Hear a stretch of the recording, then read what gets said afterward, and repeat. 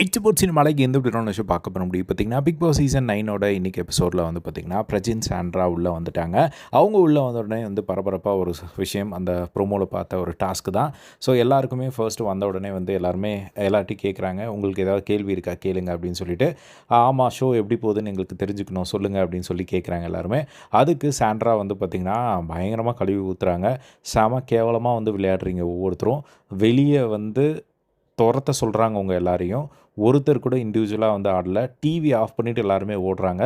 கண்டென்ட்ன்ற பேரில் கண்ட்ராவியை வந்து பண்ணிக்கிட்டு இருக்கீங்க. ஸோ பெரிய வாய்ப்பு இதை ஏன் நீங்கள் ப்ராப்பராக யூஸ் பண்ண மாட்டேங்கிறீங்க அப்படிங்கிற மாதிரிலாம் வந்து சொல்லிட்டாங்க. அதுக்கப்புறம் உங்கள் எல்லாருக்கும் டாஸ்க் அப்படின்னு சொல்லி ஒரு பேப்பர் பெண்ணை கொடுத்து, நீங்கள் ஏன் இந்த ஷோக்கு வந்திருக்கீங்க எழுதுங்க அப்படின்ற மாதிரி வந்து சொல்லிவிட்டு, அதுக்கப்புறம் வெளியே கார்டன் ஏரியா கிட்ட வந்து கூப்பிட்டு போய் உட்கார வச்சு நிற்க வச்சு அவங்க வந்து ஒவ்வொருத்தரோடையும் கூப்பிடுறாங்க. ஃபர்ஸ்ட் எடுத்தோடனே பாரு. ஸோ பாரு வந்து நீ நான் யாருன்னு தெரிஞ்சுக்கணுங்க அப்படிங்கிறதுக்காக வந்திருக்கேன். ஸோ நான் இதுதான் ரியல் அப்படின்னு சொல்லி சொன்ன உடனே வந்து பார்த்திங்கன்னா, அவங்க வந்து அந்த பேப்பரை கிழிச்சு போட்டு, நீங்கள் அப்படி இல்லை பாரு, நீங்கள் வெளியே அப்படி இல்லை, இப்போ இங்கே வந்து வேறு மாதிரி விளையாடிட்டுருக்கீங்க அப்படின்னு சொல்லிட்டாங்க. அதுக்கப்புறம் கெமி. ஸோ கெமி வந்து நான் ஸ்ட்ராங்கான ஒரு பிளேயரு, ஒரு மிடில் கிளாஸ் பொண்ணு மேலே எப்படி வரணும் அப்படிங்கிறத காட்டுறதுக்காக நான் வந்திருக்கேன் அப்படின்னு சொன்னாங்க. பட் அவங்களுக்கு ஒரு பாசிட்டிவாக சொல்லி முடிச்சாங்க. நீங்கள் ஸ்ட்ராங்கான பிளேயர், ஆனால் அது எங்கேயுமே நீங்கள் ப்ளே பண்ணவே இல்லை அப்படிங்கிற மாதிரி சொல்லிட்டாங்க. பேப்பர் கிளிக்கில். அதுக்கப்புறம் பிரவீன், நான் ஒரு ஆர்டிஸ்ட்டாக தெரிஞ்சுக்க நெக்ஸ்ட் லெவலுக்கு போக வந்திருக்கேன் அப்படின்னு சொன்னாங்க. அவங்களுக்கும் வந்து அவங்க கமெண்ட்ஸ் கொஞ்சம் லைட்டாக பாசிட்டிவாக கொடுத்து, இன்னும் நீங்கள் பண்ணணும் அப்படின்னு சொல்லி கிளிக்கல. நெக்ஸ்ட்டு வியானா, படம் பண்ணணும்னு ஆசை. நானாக வந்து இருக்கிறோம் அப்படிங்கிறத பார்க்குறதுக்காக வந்திருக்கேன். என்னோடய குட்ஸ் அண்ட் பேட்ஸ் தெரிஞ்சுக்க வந்திருக்கேன் அப்படின்னு சொல்லிட்டோன்னே, நீங்கள் அதை பண்ணுறீங்களா அப்படின்னு கேட்டு அவங்களுக்கும் வந்து லைட்டாக பாசிட்டிவ் சொல்லி முடிச்சிட்டாங்க.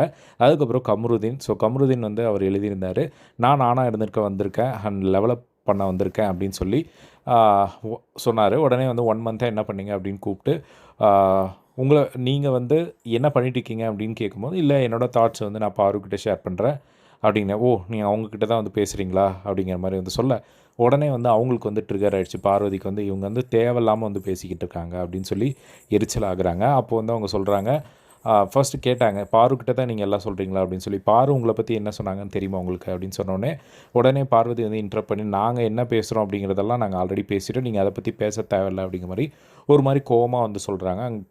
அங்கேயே வந்து பார்த்திங்கன்னா ஒரு மாதிரி உடஞ்சி அந்த சைட் போகிறது பார்க்க முடிஞ்சுது. அதுக்கப்புறம் திவாகருக்கு வந்து நடிப்பு அரக்கன் என்னோடய குணம் அந்த மாதிரியான விஷயங்கள் வந்து எழுதியிருந்தார். அதுக்கும் அவருக்கும் வந்து பார்த்திங்கன்னா பெருசாக வந்து அக்ரெசிவாக எதுவும் சொல்லலை, ஓகே அப்படிங்கிற மாதிரி விட்டுட்டாங்க. அதுக்கப்புறம் கனிக்கு வந்து பார்த்திங்கன்னா இந்த மாதிரி கூட்டம் சேர்த்துட்டு நீங்கள் அரசியல் கேம் விளையாடுறீங்க அப்படிங்கிற மாதிரி சொல்லிட்டாங்க. அதுக்கப்புறம் அவங்க பேப்பரையும் பெருசாக கிளிக்கல. அதுக்கப்புறம் வினோத்துக்கும் வந்து கிளிக்கல. கேம் விட்டு வெளியே போகிற மாதிரி இருக்குது, கொஞ்சம் உள்ளே வாங்க அப்படின்னு சொன்னாங்க. ஹரோரா கிட்ட வந்து கேட்டதுக்கு, நான் பைசாக்காக ஒரு எக்ஸ்பீரியன்ஸ்க்காக ஸ்கூல்லேயே வந்து நான் பிக் பாஸ் பார்த்துருக்கேன், இந்த ஒரு ஆப்பர்ச்சுனிட்டி கிடச்சி நான் ஏன் விடக்கூடாது அப்படிங்கிறதுக்காக வந்தேன் அப்படின்னோடனே அவங்கள வந்து பார்த்திங்கன்னா பேப்பர் கிழிச்சு போட்டாங்க.